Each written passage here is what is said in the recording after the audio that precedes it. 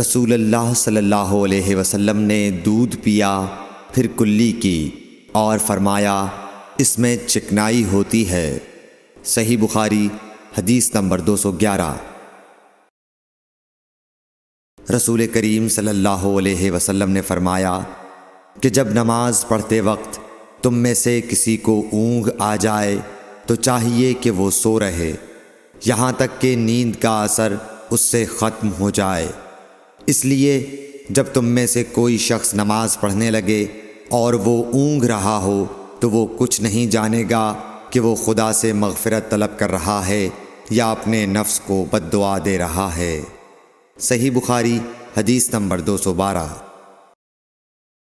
رسول اللہ صلی اللہ علیہ وسلم نے فرمایا کہ جب تم نماز میں اونگنے لگو تو سو جانا چاہیے، پھر اس وقت نماز پڑھے جب جان لے کہ وہ کیا پڑھ رہا ہے۔ صحیح بخاری حدیث نمبر 213۔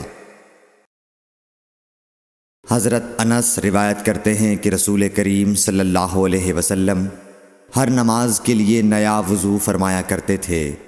میں نے کہا تم لوگ کس طرح کرتے تھے؟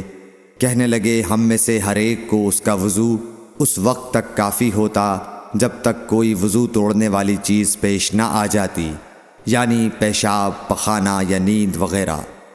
صحیح بخاری حدیث نمبر 214۔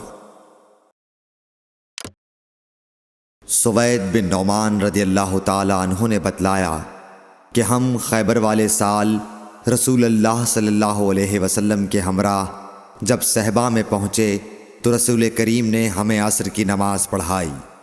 جب نماز پڑھ چکے تو آپ نے کھانے منگوائے، مگر کھانے میں صرف ستو ہی لایا گیا، سو ہم نے اس کو کھایا اور پیا۔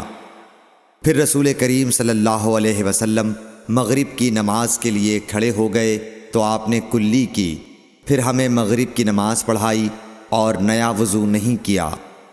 صحیح بخاری حدیث نمبر 215۔